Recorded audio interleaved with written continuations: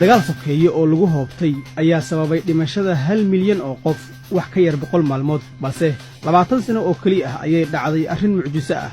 Rwanda waxa ay ka timid dambaskii xasuuqa waxa ayna noqotay mid ka mid ah wadamada Afrika ee dhaqaalahoodu u korayo sida dhaqsida ah.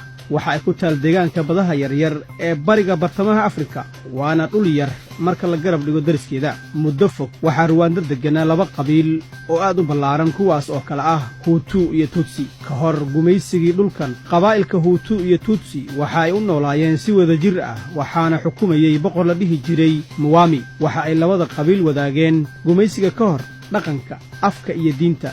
suuragalna ma ahayn in lagu kala sooco ama lagu kala aqoonsado waxaan ahayn shaqadooda. qabiilka Tutsigu waxa uu hantiyey oo uu lahaa dhul iyo lo waxaana shaqadiisu ahayd xoolo dhaqashada halka beesha Hutugu inteeda badan ay ka shaqaysan jirtay beeraha iyo qodashada dhulka. qofna kuma fakarin in dhulkan Rwanda uu noqon doono maalmaha ka mida meel uu ka dhaco dagaalkii ugu weynaa ee dabargoyn iyo xasuuq qabyaalad ku dhisan kaas oo bini aadamku la kulmay qarnigii 20aad. waxa qabsaday oo yimid dhulkan Rwanda gumaystii Jarmalka dabayaaqadii qarnigii 18aad. waxa uu xididada u adkeeyay xukunkiisii gumaysiga isagoo adeegsanaya qabiilka Tutsiga iyo boqorkoodii Mwami. kadibna waxa yimid oo qabsaday Rwanda gumaystii Biljamka kadib dagaalkii koowaad ee adduunka. gumaystaha Biljamku waxa uu xukunkiisa ku dhisay haybsooc iyo midabtakoor. waxa uu sameeyay nidaam cusub oo uu ku bixiyay aqoonsiga jinsiyada cusub kaasoo dadkii Rwanda u qaybiyay Hutu iyo Tutsi isaga oo ku saleynaya qaab dhismeedkooda. waxa uu adeegsaday halbeeg ku dhisan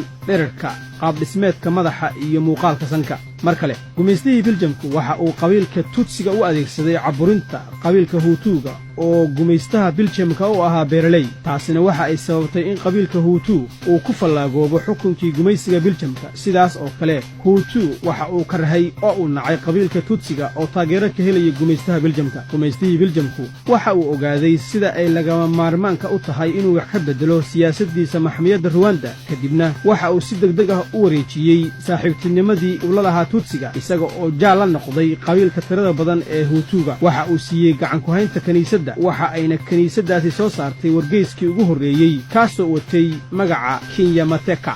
wargeyskaas waxaa loo adeegsaday qalab lagu kiciyo oo lagu booriyo dadka in laga soo horjeesto oo la naco qabiilka Tutsiga. waxa uu wargeyskaasi ku tilmaamay qabiilka Tutsiga hantigoosad aan asalkoodu ahayn muwaadiniin u dhashay waddanka Rwanda. dabayaaqadii kontameeyadii ayuu holcay kacdoonkii ka dhanka ahaa qabiilka Tutsiga waxaana guud ahaan laga takhallusay xukunkii Tutsiga. guryahoodii ayaa la gubay, xoolahoodiina waa la laayay. waxa ayna u carareen meel ay ku nabad galaan. Tutsiga oo xilligaas xukunka laga tuuray waxa uu maciin iyo magangelyo biday dalalka Uganda, Burundi, Kongo iyo Tanzania. balse habarwacashada iyo dhiirigelinta dilku marna ma istaagin. aad ayuu u sii xumaaday xaalku kadib markii uu talada Rwanda afgambi ku qabsaday kaligii taliyihii Juvenal Habyarimana sanadkii 1973. xilligaas ciidanka beesha Tutsiga oo laga eriyay Rwanda waxa uu isku diyaarinayay waddanka Uganda. Tutsigu waxa uu Uganda ku dhistay jabhadda wadaniga ah ee Rwanda oo loo yaqaanay FPR taas oo ku duushay Rwanda sanadkii 1991 kuna qaaday weerar la iska caabiyey oo lagu dilay hogaamiyihii jabhadda Tutsiga Fred.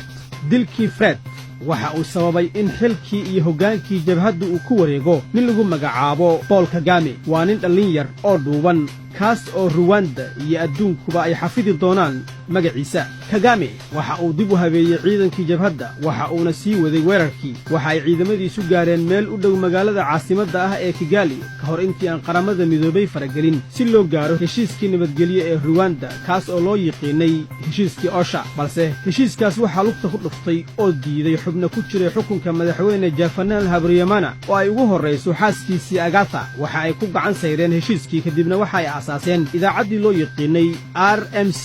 idaacaddaas waxaa loo adeegsaday sii socoshada in dadka lagu kiciyo qabiilka Tutsiga. waxa ay Tutsiga ku sheegtay idaacaddaasi inay yihiin barambaro. waxa ayna ugu baaqday qabiilka Hutuga inaanay guursan lana ganacsan qabiilka Tutsiga. tallaabadaasna waxaa xigay in ciidanka xoogga dalka ee Rwanda oo qabiilka huutuugu haystay uu dadka huutuuga ku hubeeyey baangado iyo budad jidadka iyo waddooyinkana waxaa ku faafay dablay huutuu ah oo u hamuun qabta inay dilaan qof walba oo ka tirsan qabiilka tuutsiga 6 abriil sanadkii 1994 ayaa dagaalku qarxay waxaana si aan weli la daah qaadin loo riday diyaarad uu saarnaa madaxweyne Juvenal Habyarimana iyada oo ilaa maanta aan la daah rogin ama aan la sheegin sababta iyo waxa keenay in diyaaraddaasi dhacdo ayay idaacadda RMC waxa ay xilligaa shaacisay xukunkeeda ku saabsan dhicidda diyaaraddaas tutsi waxa ay dileen madaxweynihii hadda waxaa la joogaa xilligii la dili lahaa dhammaantood oo la gumaadi lahaa waxaa holcay wareegga dilkii iyo layntii jahannamada ahayd ee xasuuqii Rwanda waxaa la dilay qof walba oo tutsi ah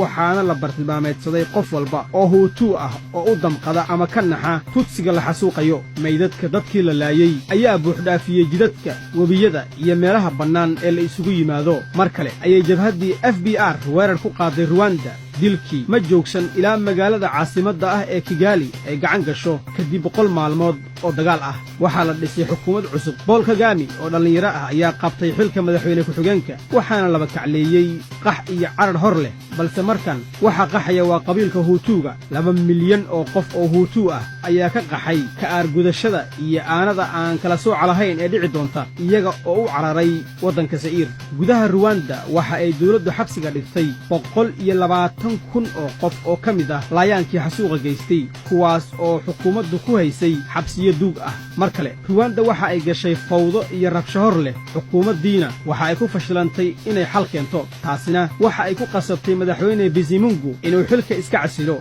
taladii Rwandana waxa ay ku wareegtay madaxweyne ku-xigeenkiisii Paul Kagame halkaasna waxa ku dhammaaday xilligii dhiigga waxaana bilowday lama filaankii mucjisada ahayd Kagame waxa uu xilka madaxweynaha qabtay sanadkii 2000 isaga oo wata laba ujeedo oo cad midaynta shacabkiisa qaybsan kadib xasuuqii Rwanda iyo in waddanku ka baxo liiska saboolnimada si loo xaqiijiyo ujeedka koowaad Kagame waxa uu dejiyay qorshe cajiib ah oo u howlgelaya sidii looga takhalusi lahaa raadkii xumaa ee xasuuqu ka tegey waxaana ugu horreeyey qorshahaas xusuus nool waddanka oo dhan ayaa sameynaya baroordiiq guud muddo 100 maalin ah sanad walba laga bilaabo 7 abriil waxaana ku lamaansan xaflado uu ka qaybgelaya madaxweynuhu kuwaas oo uu ku shaacinayo ujeed sanadla ah oo ku dhex jira khudbadihiisa xasuusta ah si dadka Rwanda ay u midoobaan 2 waxbaridda dhalinyarada iyada oo loo marayo wax ku baridda manhaj ku saabsan xasuuqii Rwanda waxa ay iskuuladu bixinayaan duruusi qoto dheer u sharaxaysa gumaadkaas waxaana la dhisay magac loogu yeeray dawladda xarumaha lagu tababaro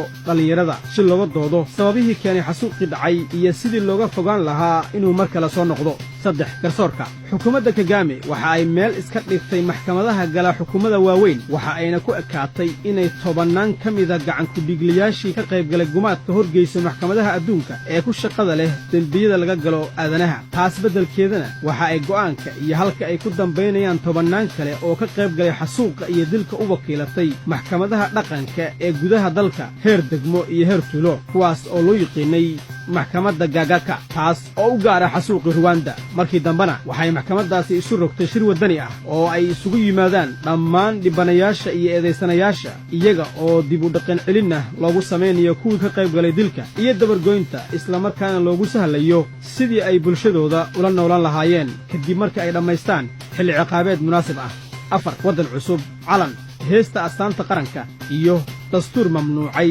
adeegsiga magac bixinta Hutu iyo Tutsi isla markaana dambi ka dhigay hadal jeedin walba oo ku dhisan isir iyo faquuq qorshe ka kooban 4 qodob oo kali ah ayaa Rwanda u rogay tusaale fiican oo lagu daydo kaas oo ah wada noolaanshaha dhibanayaashii iyo eedaysanayaasha ayaa sheegaya maxkamadda horteeda dhibka ay geysteen waxa ayna dalbanayaan in la cafiyo waxa ay wada joogaan kaniisadaha waana iskuursanayaan iyada oo ay dib u heshiinta Rwanda samaysay horumar weyn ayay haddana waxa ay xukuumaddu awooddeeda u jihaysay dhinaca dhaqaalaha madaxweyne Kagame ayaa u xil saaray koox la taliyaal ah inay u safraan sidii ay u daraasayn lahaayeen tijaabooyinka dhaqaalaha koraya ee adduunka sida Singapore kadibna natiijadii ka soo baxday daraasaddaas waxa ay isu rogtay aragti dhaqaale oo loo bixiyey aragtida 2020 taas oo ka kooban 44 ujeedo oo ku wajahan wajahaan dhinacyo kala duwan. qorshuhu waxa uu yahay in ruwanda isu rogi doonto muddo 20 sano ah ummad ka soo kacday meel ka hoosaysa xariiqa saboolnimada islamarkaana gaaray heerka dakhliga dhexe. sidaas oo kale dadaaladii Kagame ee dhaqaalaha ayaa dhalay miro iyo natiijo wanaagsan kadib markii dhaqaalaha ruwanda uu 3 jibaarmay muddo 15 sano ah iyada oo uu jiro koriin dhaqaale oo gaaray 8% sanad walba. waxaa lagu tiriyaa inuu yahay mid ka mid ah dhaqaalaha ugu koritaanka badan Afrika iyo adduunkaba. 2 milyan oo ka mid ah dadka ruwanda ayaa ka tallaabsaday teedka saboolka. ruwandana waxay isu rog mid ka mid ah wadamada ugu wanaagsan ee lagu aas-aaso shirkadaha koraya. waxa ay ku faanaysaa maanta inay meel sare uga jirto wadamada ugu badan ee carruurtu ay aadaan dugsiyada hoose qaaradda Afrika. dib u heshiin qaran oo taariikhi ah iyo guulo dhaqaale oo sare ayaa horseed ka ah horumarka ruwanda. haweenku kaalin libaax ayay ku leeyihiin ruwanda. kuraasta baarlamaanka 3 meelood meel ayay leeyihiin ugu yaraan. taasna waxaa sahlay awoodda qaanuunka. sidaas awgeed waxaad arki doontaa in baarlamaanka ruwanda ay ku jiraan tirada ugu badan ee haween matala deegaan doorashadooda adduunka oo dhan. waa guulo ka dhigay Kagamahan dhuuban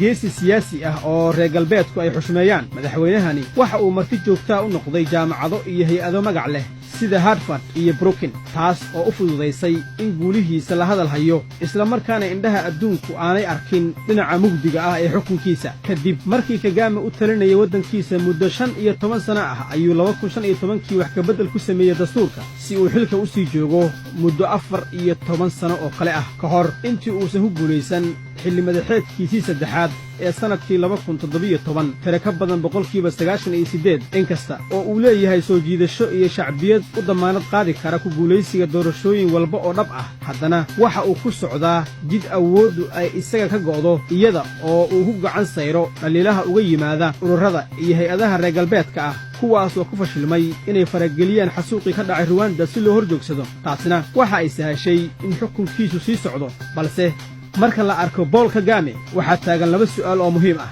suurtagal ma tahay in kaliya taliye la mid ah Paul Kagame uu waddankiisa ka saaro dhibaato ku habsatay? suuragalse ma tahay in tusaalaha ruwanda uu guul gaarsiiyo maalmaha ka mid ah caalamka carabta oo ku dhex dabaalanaya dhiig?